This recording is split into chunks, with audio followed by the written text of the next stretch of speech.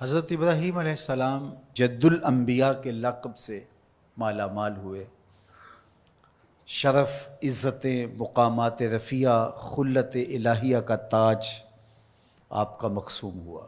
لیکن تاریخ دیکھیے کہ جس ماحول میں آنکھ کھولتے ہیں وہاں چاروں طرف کفر ہی کفر پھیلا ہوا دکھائی دیتا ہے۔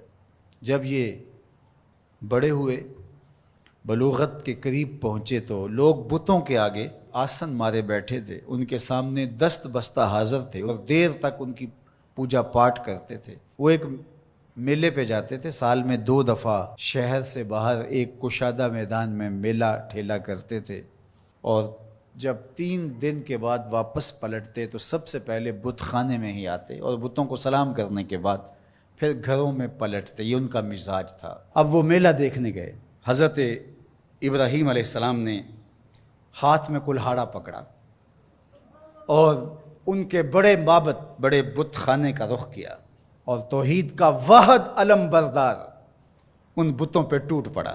فجعلہم جزازا، ٹکڑے ٹکڑے کر کے رکھ دیا، لیکن بڑے کو چھوڑ دیا اور کلہاڑا اس کے کندھے پہ رکھ دیا۔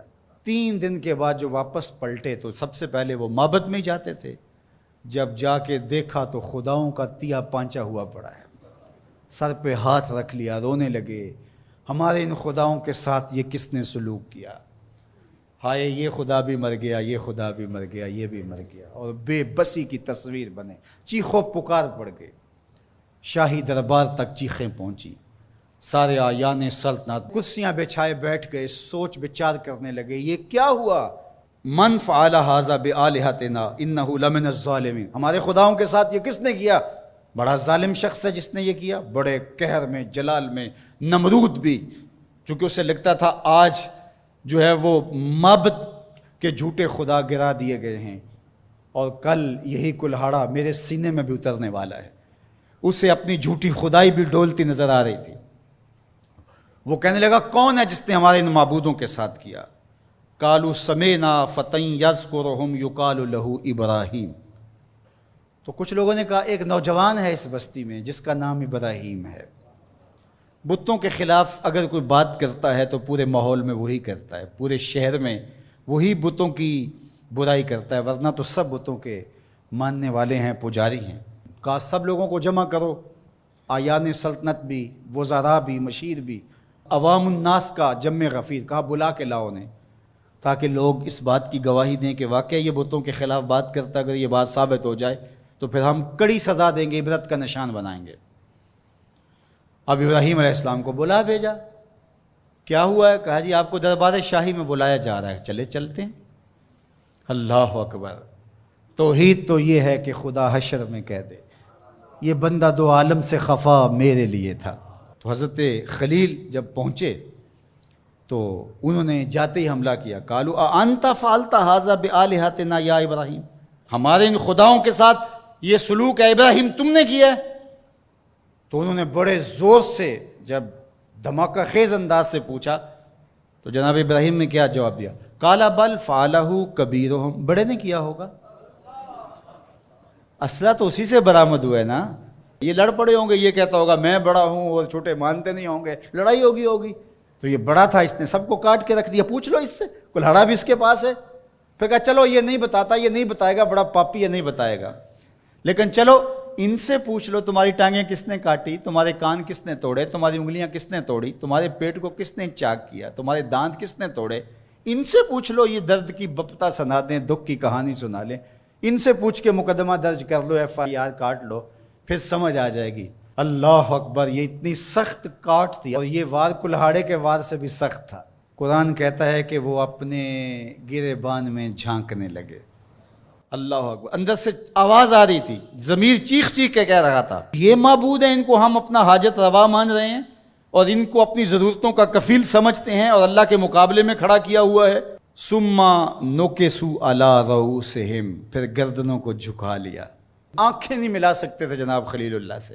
یہ وہی لوگ ہیں جو چند لمحوں پہلے یہ کہہ رہے تھے انت فعلت ھذا بآلہتنا یا ابراہیم، ابراہیم ہمارے خداؤں کے ساتھ یہ سلوک تم نے کیا ہے، یہ کڑک کے جو بول رہے تھے۔ اب قرآن کہتا ہے کہ ان کے سر گھٹنوں پہ پڑے ہوئے تھے اور بول کیا رہے تھے؟ لَقَدْ عَلِمْتَ مَا هَؤُلَاءِ يَنْطِقُونَ، ابراہیم تو جانتا ہے نا یہ بیچارے بولتے نہیں ہیں۔ اللہ اکبر۔ اب اسی موقع پہ، اسی جگہ پہ حضرت ابراہیم ان کو لانا چاہتے تھے، یہ سب کچھ کیا اس لیے تھا۔ اب جناب ابراہیم علیہ السلام کھڑے ہوئے پورے جلال کے ساتھ، پوری شان کے ساتھ، اللہ کی تائید کا جھنڈا خلیل اللہ کے ہاتھ میں ہے، پیغمبرانہ شان ہے، لہجے کے اندر جو ہے بانک پن ہے۔ قَالَ أَفَتَعْبُدُونَ مِن دُونِ اللَّهِ مَا لَا يَنْفَعُكُمْ شَيْئًا وَلَا يَضُرُّكُمْ اُفٍّ لَّكُمْ وَلِمَا تَعْبُدُونَ مِن دُونِ اللَّهِ أَفَلَا تَعْقِلُونَ۔ آپ نے فرمایا ان کو پوچھتے ہو اللہ کے سوا جو نہ تمہیں نفع دے سکتے ہیں نہ تمہیں نقصان دے سکتے ہیں۔ پھر اتنی زوردار ضرب کہ ان کے عقیدے پاش پاش ہو کے رہ گئے۔ اُفٍّ لَّكُمْ، توف ہے تمہارے اوپر، افسوس ہے تمہارے اوپر، وَلِمَا تَعْبُدُونَ مِن دُونِ اللَّهِ، اور ان پر بھی افسوس جن کو تم پوچھتے ہو، تمہارے میں عقل نہیں ہے۔ اللہ اکبر۔ اب کوئی دلیل آگے موجود نہیں تھی، اور جب دلیلیں ساکت ہو جائیں تو پھر لوگ جو ہیں وہ دوسرے انداز میں اتر آتے ہیں۔ اب انہوں نے کیا کہا؟ اگر کچھ کرنا چاہتے ہو تو ان کو جلاؤ، اس کے علاوہ کوئی راستہ نہیں ہے۔ اب ایک چخا تیار ہونے لگی۔ اچھا، ایک شخص کو منظر نامے سے ہٹانے کے لیے تلوار کا ایک وار کافی نہیں تھا، لیکن وہ نشانی عبرت بنانا چاہتے تھے۔ بہت بڑا الاؤ آگ کا تیار کیا جانے لگا، جس میں مہینہ 2 مہینہ مسلسل اس کے اندر ایندھن ڈالا جاتا رہا۔ پھر جب اس کو آگ دی گئی تو ایسی آگ بھڑکی کہ کئی میلوں سے اس کے شعلے نظر آتے ہیں، اور کوئی افق سے گزرتا ہے پرندہ تو وہ بھی جل بھن کے کباب ہو کے اس کے اندر گر پڑتا ہے۔ اللہ اکبر۔ حضرت ابراہیم علیہ السلام بیٹھے ہیں، بدن کو جکڑ دیا گیا، منجنیق میں ڈال کر گھمانے لگے۔ حضرت جبرائیل امین نے عرض کی کہ اگر آپ کہیں تو رب کی بارگاہ میں عرض کروں یہ مشکل ٹل جائے۔ کہا مجھے آپ کی کوئی حاجت نہیں۔ تو کہا پھر آپ ہی تو واحد نشان ہیں توحید کا اس دنیا کے اوپر، تو آپ اللہ سے خود ہی عرض کر لیجئے۔ کہا مجھے ایک بات بتاؤ کہ ان کافروں کے دل میں کس نے ڈالا کہ مجھے جلایا جائے؟ کہا رب جلیل نے۔ کہا اگر جلیل کی یہ مرضی ہے تو خلیل کی بھی یہی مرضی ہے۔ جے سونا میرے دکھ وچ راضی، جے سونا میرے دکھ وچ راضی تے میں سکھ نو چلے ڈاواں۔ کہا اگر رب کی یہ مرضی ہے تو اس کے عبد کی بھی یہی مرضی ہے۔ اللہ اکبر۔